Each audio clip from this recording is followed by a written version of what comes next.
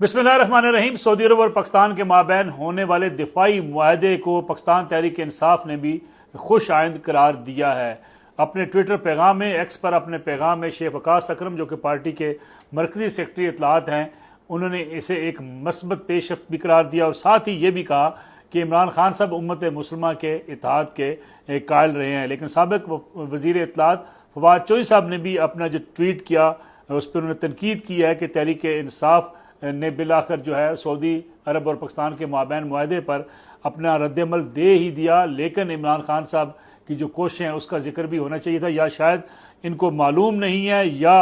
वो नज़रअंदाज कर गए उसका, क्योंकि जिक्र नहीं है। हालांकि शेख वकास अकरम साहब के ट्वीट के अंदर इमरान खान साहब का जिक्र भी है। लेकिन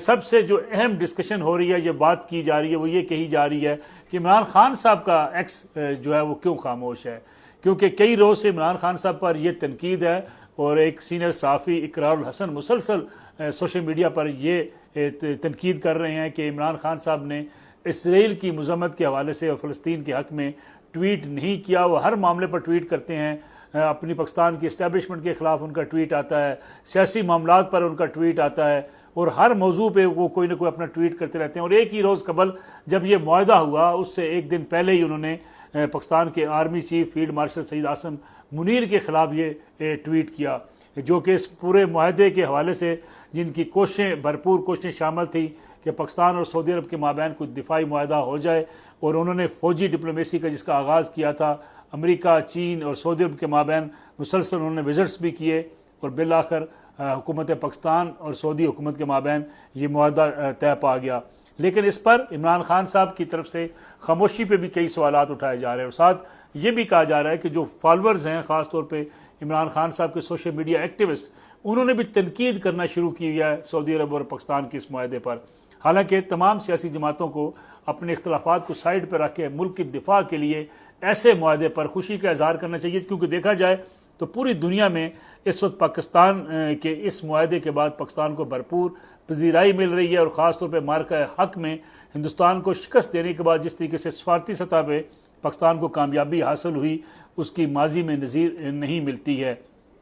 हालांकि अगर इमरान खान साहब के दौर में जब वो वज़ीर आज़म थे, वो एक बात अक्सर कहा करते थे कि पाकिस्तानी पासपोर्ट की इज़्ज़त होनी चाहिए, पाकिस्तान को आइसोलेशन में नहीं होना चाहिए, पाकिस्तान के पासपोर्ट को वो मजबूत बनाएंगे, पूरी दुनिया में हमारी इज़्ज़त होगी। लेकिन अब सूरत हाल ऐसी है कि हिंदुस्तान को शिकस्त देने के बाद जो इमरान खान साहब बात किया करते थे वो क्रेडिट मौजूदा हुकूमत के हिस्से में आ चुका है। सैयद आसम मुनीर आर्मी चीफ जो हैं, उनकी तरफ से जो एक भरपूर जो है जवाब दिया हिंदुस्तान को, उसके बाद से आसम मुनीर को इस वक्त भी पूरी दुनिया में पजीराई है। उन पर मुख्तलिफ जो है वो कॉलम्स लिखे गए, मुख्तलिफ अखबारात ने उनका तज़किरा किया कि किस तरीके से उन्होंने ज़रूरतमंदाना फ़ैसला करते हुए हिंदुस्तान के नापाक अज़ाइम को खाक में मिलाया। और उसके बाद से जो है वो सैयद आसम मुनीर फील्ड मार्शल इस वक्त जो है मुख्तलिफ अखबारात में और मुख्तलिफ जो तजियाकारों की निगाहों का मरकज़ बने रहे हैं। लेकिन इमरान खान साहब ने एक रोज़ कबल ही उन पर सख्त तनकीद की थी और ख़ास तौर पे इस मुआहदे के बाद कुछ लोग, इससे ज़्यादा लोग तो नहीं कहा जा सकता कि बड़ी तादाद में, लेकिन चंद ऐसे पोलिटिकल एक्टिविस्ट हैं जिन्होंने इस मुआहदे में से भी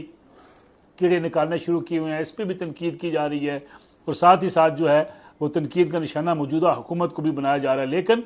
मौजूदा हुकूमत के सरबराह वज़ीर आज़म शहबाज शरीफ और सैयद आसम मुनीर आर्मी चीफ, इनको इस मुआहदे के बाद जो है वो आलमी सतह पे बड़ा सुर्खियों में शामिल किया गया है। हिंदुस्तान का मीडिया जो है वो चीख कर तनकीद कर रहा है, पाकिस्तान को गैर जो है वो ज़िम्मेदार मुल्क करार देने की कोशिश में मसरूफ़ है। दूसरी तरफ जो है वेस्टर्न मीडिया ने भी पाकिस्तान के किरदार को सराहा है और पाकिस्तान की इस हवाले से तारीफ़ की जा रही है। लेकिन तहरीक इंसाफ के उन चंद नादान दोस्तों की वजह से तहरीक इंसाफ के ऊपर तनकीद होती है कि जो इस मुआहदे के ख़िलाफ़ बात कर रहे हैं, इस मुआहदे के ख़िलाफ़ सोशल मीडिया पर कुछ ना कुछ लिख रहे हैं। दूसरी तरफ अगर देखा जाए,